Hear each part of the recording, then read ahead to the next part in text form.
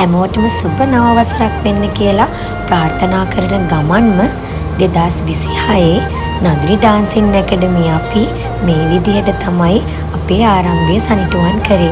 මගේ ආදරණීය දරු පැංචෝ කිහිප දෙනෙකුත් එකතු කරගෙන මේ දවස ලස්සන කරගන්න අපි හැමෝම ගොඩක් මහන්සි වුණා.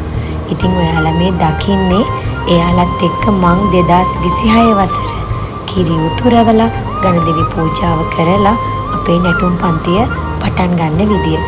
ඉතින් මේ වසරේ අපේ තියෙන සියලුම දේවල් ඉෂ්ට සිද්ධ වෙලා දරුවන්ටත් හොඳ දේවල් ලබා දෙමින් මේ වසර හිත සතුට හැමදේම ඇතිව මේ වසර ලස්සනට ගත කරන්න තමයි අපේ හැමෝගෙම එකම ප්‍රාර්ථනාව. මං හිතනවා ඔයාලගෙත් ඒක තමයි එකම ප්‍රාර්ථනාව කියලා.